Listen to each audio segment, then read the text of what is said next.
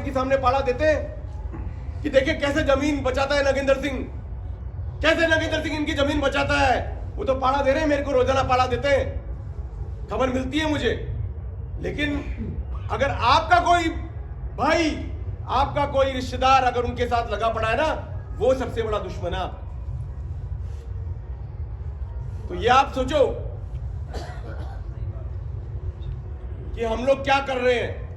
हमारी एक हरकत उनको नेस्ताबूद कर देती है और हमारी एक हरकत उनको हमारे ऊपर हावी कर देती है।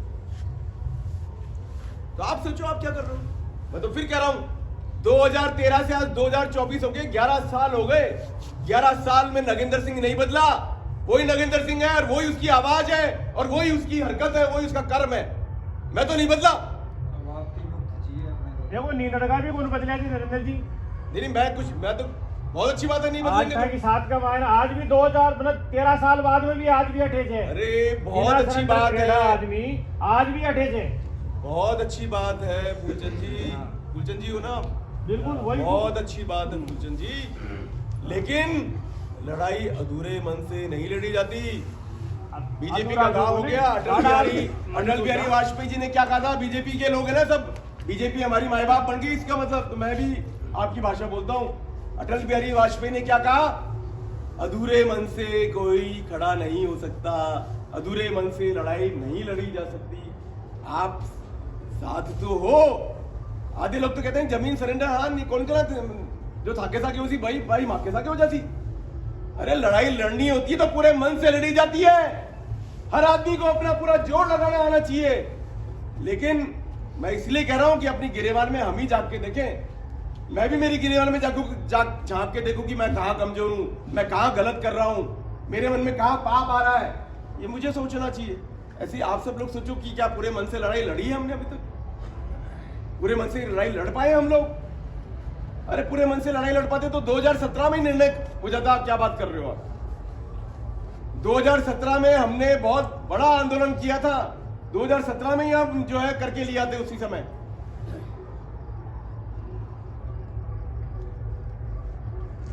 तो ये तो हमको सोचना है कि हम क्या कर रहे हैं। तो इसलिए आप ये देखिए, फिर से जेडीए अपना काम कर रहा है, जेडीए के दलाल अपना काम कर रहे हैं और आपके यहाँ जो सारे नेता लोग हैं वो भी अपना काम कर रहे हैं। आप सब लोग मेरे से ज्यादा समझदार हैं। आप गांव में रहते हैं दिन रात, आपको पता है कि कौन आपकी खिलाफत कर रहा है, कौन आपकी जमीनें बर्बाद करने में तैयार बैठा है, कौन आपको रोजाना बहकाने की कोशिश कर रहा है, कौन रोजाना आपको ज्ञान दे रहा है।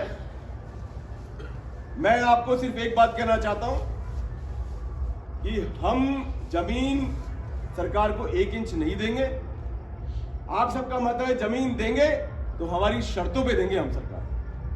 सरकार ने जो शर्तें बना रखी है, तो सरकार तो जो शर्तें लेके आई है वो कानून अब बदल चुका है।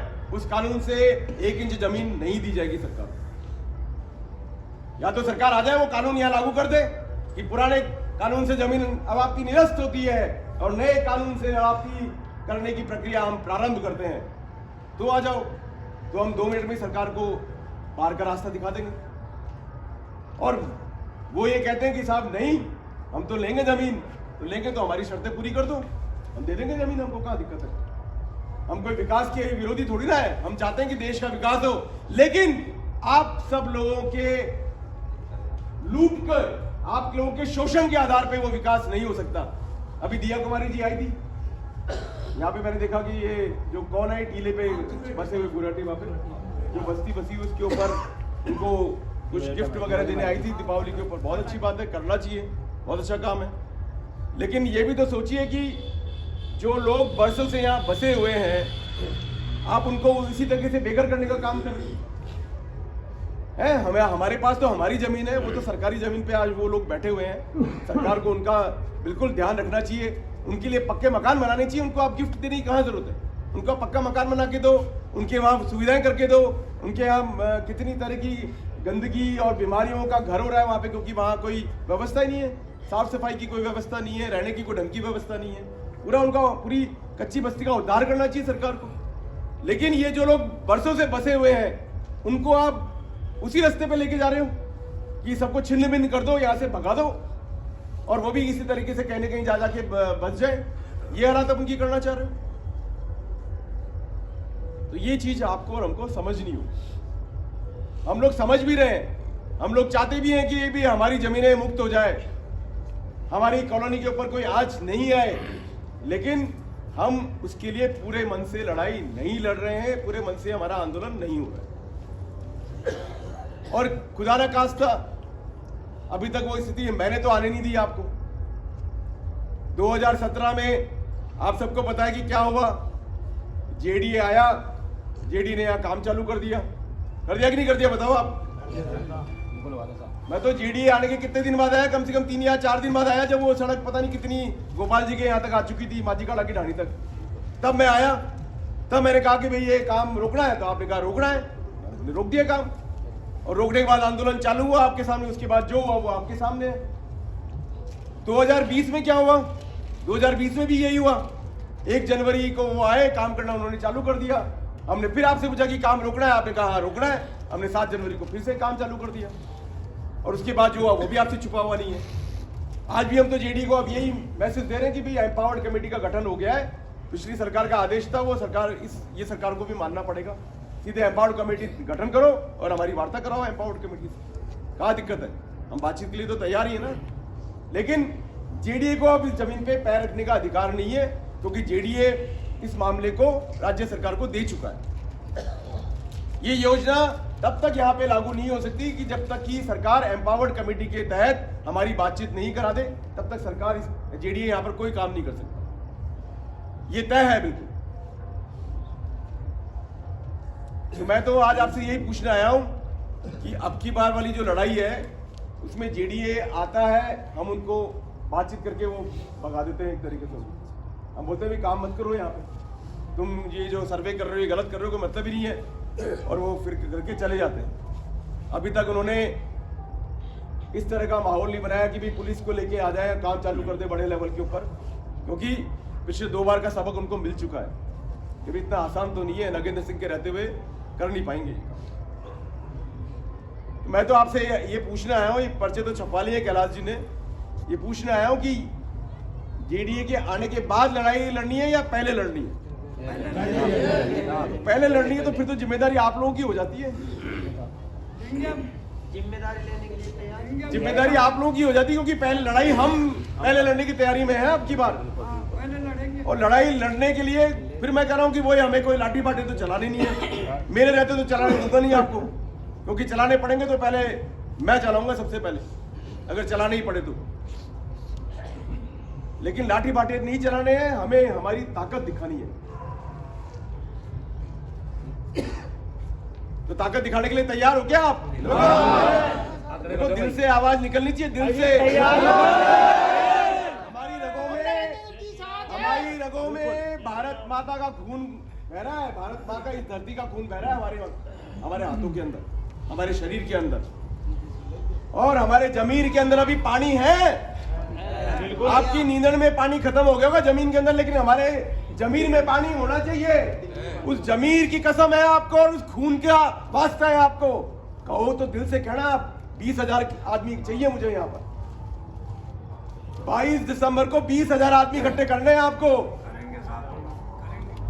कर लोगे तो यहाँ बैठे बैठे न्याय मिल जाएगा आपको। बड़ा काम नहीं है,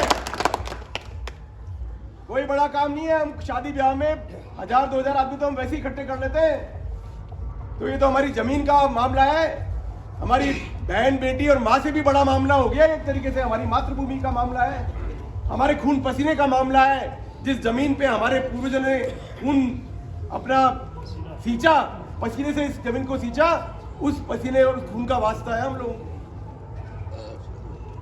इसलिए मुझे बोलना पड़ रहा पहले कि अगर आप लोग लड़ाई लड़ने के लिए तैयार हो और अपनी ताकत दिखाने के लिए तैयार हो, तब तो देखो आप हाँ भरना। आज 22 दिसंबर न तो शादियां हैं ना कुछ और है। ऐसी तारीख हमने चुनी है कि आप आराम से कोई बहानाबाजी नहीं कर सकते कि शादियां हैं, फलाना है, ढूंढना है, और होनी भी नहीं चाहिए। मैं तो कह रहा हूँ होना तो ये चाहिए कि ये 22 नवंबर को होनी चाहिए थी ये मीटिंग। लेकिन ठीक है, जब जो भगवान चाहता है उस समय होगी। तो आप यहाँ आप सब आए हो, बहुत ही अच्छी बात है। आपकी जमीन है, आप ही के प्लॉट है। तो अगर दिल से लड़ाई लड़नी है तो 20,000 आदमी यहाँ गिना देना आप मेरे को 22 दिसंबर, क्योंकि अब तो आप बीजेपी के हो गए सारे के सारे, पूरा गांव बीजेपी का हो गया। गांव में कोई नेता बचा क्या कांग्रेस का? अरे नाम बता दो, कोई है तो? नहीं है, कोई नहीं है कांग्रेस। तो नेता बीजेपी के हो गए तो आप भी तो बीजेपी के हो गए ना सारे के सारे। तो देखो दो ही बातें हैं, सारे अगर बीजेपी के हो गए तो नेताओं को बुला लो एक बार अपने, या नेताओं के पास आप चले जाओ। नेता तो चाहते हैं कि हमारे पास आए। यहाँ तो नगेंद्र सिंह चलता चलता आप लोगों के बीच में आ जाता है जैसे ही बुलाते हो आप। नेता चाहते हैं कि वो हमारे पास आए। तो मैं फिर कह रहा हूं आपको, खुला खुला निमंत्रण है मेरी तरफ से, या तो नेताओं के पास चले जाओ कि साहब हम तो आप सब बीजेपी के हो गए और हम भी बीजेपी के आपके बीच में हो गए, बताओ जमीनें का क्या करना है, समर्पित करनी है या हमको आंदोलन करना है? उनसे जाके पूछ लो आप। हम बुलाएंगे उनको, हम क्यों जाएंगे? वो आप देख लेना रामनारायण जी। तो या तो ये कर लो आप लोग, और नहीं तो अगर बीजेपी के आप सब लोग हो गए हो तो कम से कम मोदी की तो मान लो यार, और मोदी की नहीं मानो तो योगी की मान लो, है? सही है। अरे खुलेआम कह रहे, बटेंगे तो कटेंगे, एक रहेंगे तो सेफ रहेंगे। किसी की तो मानो, अरे किसी की तो मानो आप लोग। मैं तो आपसे बात कर रहा हूं जो आप लोग आए हुए हो, कि मोदी की तो मान लो। जो सारी दुनिया मोदी मोदी मोदी कर रही है, वो मोदी कह रहा है बटेंगे तो कटेंगे। तो बटोगे तो लूटोगे, जमीनें लुटवा दोगे अपनी, बटोगे तो, और एक रहोगे तो सेफ रहोगे। तो किसी के तो बन जाओ, कांग्रेस के बन जाओ, बीजेपी के बन जाओ, नहीं तो मोदी के बन जाओ आप लोग यार। नहीं, अब कांग्रेस का कौन बना? अरे मेरे फूलचंद जी कहने का मतलब ये है कि किसी की बात पे तो टिको आके। अब था कि बटिया जाग, अब कटे टिकाला। नहीं, मैं कुछ नहीं कह रहा, बताओ। मैं तो कह रहा हूँ इस देश का प्रधानमंत्री मोदी है और आज विश्व का नेता है मोदी। तो मोदी ने कहा है बटोगे तो कटोगे, बिल्कुल सही है। और एक रहोगे तो सेफ रहोगे। वो लागू आप पे भी होती है। अगर ये जमीनों पे एक रहोगे तो आपकी जमीनें सुरक्षित रहेगी, लूटोगे नहीं तो सरकार ऐसे लूटेगी, इधर की उधर दर की ठोकरें खाते रहोगे आप। कोई मुआवजे के लिए जाएगा और कोई जमीन के लिए जाएगा और कोई जो है बंटवारे के लिए जाएगा और कोई पता नहीं किस चीज के लिए जाएगा, और घर घर में लड़ाइयां होगी आपके। ये ध्यान रख लेना आप लोग। अजी बात तो पहली दिख रही है, तो दिख रही है। तो बस मैं आपसे ये निवेदन कर रहा हूँ, 22 तारीख आप लोगों की है। 20,000 की भीड़ इकट्ठी कर सकते हो तो ये पर्चे हाथ में ले लेना और आगे बढ़ जाना आप। बाकी फिर आपकी इच्छा है जो करोगे आप। और जहां मेरा सहयोग चाहिए मैं अपना सहयोग पूरे तरीके से आपको देने को तैयार हूं। जहां मेरी जरूरत तो रहोगे कि हमारी 20,000 इकट्ठी करेंगे उसमें? मैं तो कह रहा हूं ना आपको, तो बस फिर जहां मेरी जरूरत हो मैं वहां फिर होगी 20,000। मैं पूरे तरीके से तैयार हूं। जहां बुलाओगे वहां आ जाऊंगा, जहां कहोगे वहां खड़ा हो जाऊंगा, जहां कहोगे लड़ने के लिए मैं लड़ जाऊंगा। मेरी तरफ से कोई कमी आने वाली नहीं है। मैंने तो कहा ना, आखिरी में एक किसान भी अगर होगा कि हाँ साहब भाई साहब मैं तो मरने के लिए तैयार हूं, तो भी मैं उसके साथ खड़ा रहूंगा, पीछे हटने वाला नहीं हूं।